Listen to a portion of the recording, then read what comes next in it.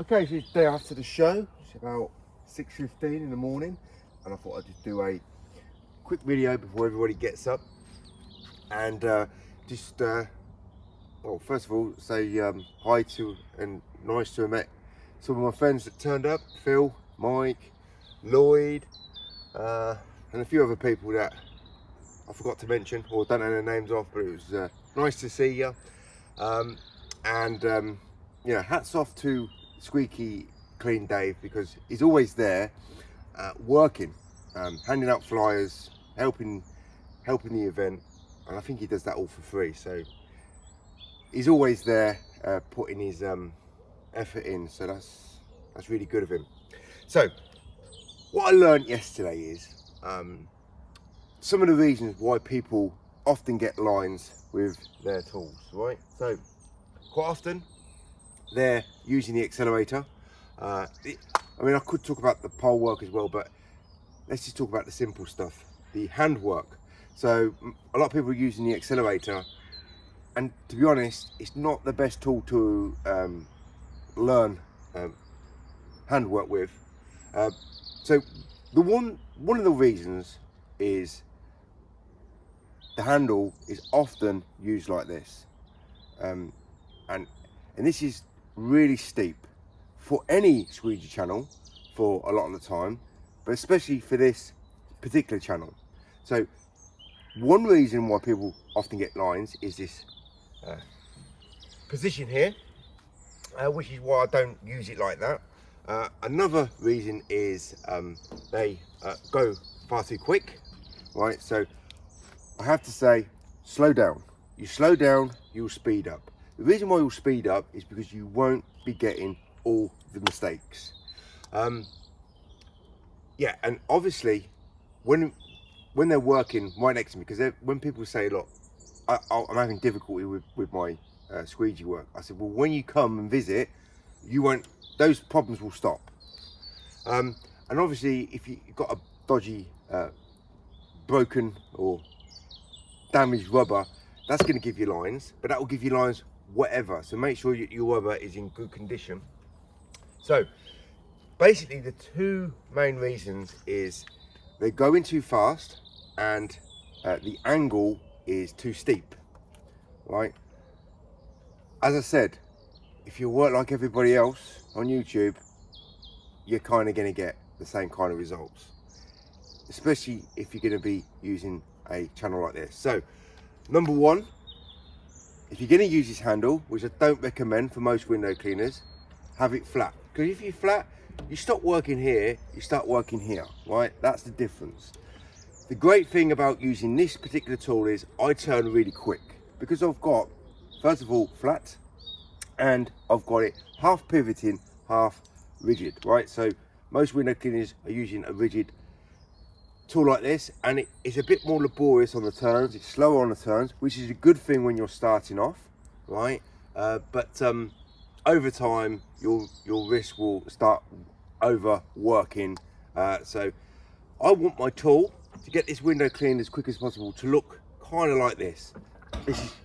This is the sort of position, optimal position for this channel size, right? So if I can turn really quick, I can get that position much quicker than if it's in a rigid. But it doesn't matter which one you're using. I like it like this. So I've got the best of both worlds. I've got the best of pivot and being rigid. And as you notice, and I've always said this, I have my thumb here, right? That controls the pressure on the window, and it controls the pressure of my pivot. So when I want to turn really quick, I just release as and when on that there. So that is why I use it like this, but that's advanced. We don't need to worry about advanced stuff. What we need to do is just not get these lines. So the best step, and this is how I learnt these tools, right, for most part, is I use a standard handle that is flattened out. So I don't know any other handle that works as good with this channel in this handle once it's slightly flattened out. The reason why this is such a beautiful channel to handle to work with this channel is it's shorter, it's really light, right? So my hand is closer to the glass relative to this, right? I often work very close up with my hand anyway, but you don't have to. There's a difference in the weight, and there's a difference in the length. So the closer you are to the glass, the more precise you're going to be. You've got less exaggerated turns, right? But it's really light, and because that angle has been taken out, so basically what we've done is we've stopped doing on these handles, well I have anyway, on this modified handle, what every other brand manufacturer has done for the last 70, 80 or so years. I've took out that hook. That hook is too excessive, makes window cleaners, they don't even know it, right? Makes them work longer, harder, slower, and gives them less results. There's a hook there, but it's not like the hook that you see in most handles. So I've got great pressure. Now I don't put my thumb here. Sometimes I'll rest my finger here. I don't use this handle often, but I sometimes do, or I'll hold it here. There's after either here or just here. But it's a very easy, I'm not working fast. I'm just putting the tool in the right place at the right time, and I've got zero problematic lines. So literally everyone who used this handle, not that handle, this handle, after they've stopped working there and they've started working there, had no issues. So all their issues with their lines stopped. This handle simplifies everything. This angle makes your work so much easier to work with. Just gotta stop working like this and start working like this. And literally everybody who used this tool performed well with it. They all had their own way of working with their technique, but everybody worked. When they use this, it's complicated. Most people much preferred this than this. And for many years I've said most people should at least, if you want to get into squeegee work or change your squeegee type of work, get this handle and either bend it flat or, you know, just start with it standard, but you'll struggle a little bit with it, but it's still an easier handle to work with compared to the accelerator. And over time you can go and advance onto something more advanced like this. But that's how I work with my tool. Right, some guy, he actually teaches window cleaners, he's got his own courses, right? He said, we had a little bit of a disagreement. He said, why are you using your tool like this? I said, when have I ever used my tool like this in this demonstration? He came out and wanted to hear what I was saying to other window cleaners. How many times have I said on my YouTube videos, work like this? I've never said work like this. I said to work like this, right? Because now I can pivot. I've got a bit of pressure here on my pivot, and I can get that positioning, so I can work really much quicker than I would if I was using a standard handle like this. But you know, you don't need to work really quick. You just need to be better at your job and get better refined work. So that handle is perfect to begin with. So we had a disagreement, and one of the guys who was watching said, yeah, what's your point, mate? Why are you saying this versus this? I said, well, I never said this. He said, well, if you work like this, you're putting too much strain on your wrist. If you work like this, you've got much more ability to maneuver. Well, I said, yeah, you're right. I'm not disagreeing with that, but I'm not telling you to do that, and I never showed that. But with this handle, it's just a different handle. So I hold it differently. I can hold it like this, I can hold it like this, or I can hold it like this. It doesn't make too much difference. It's such a light handle. There's a little mark here, so you can put your finger or thumb there. It doesn't really matter. I don't really use this handle as much as this, in comparison anyway.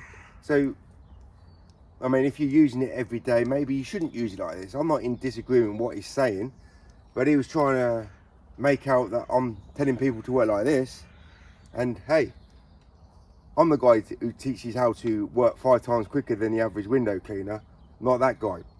So anyway, I got the support from the people watching, so who was watching the demonstration. So yeah, that's by the by. So if you've got problems, have your squeegee much more flat out. Of course, it's not going to be feeling normal for you, but you've got to evolve, you've got to adapt from that to that, right? Everybody uses it like that, and as I said, try not to work like everybody else. So the last thing is, I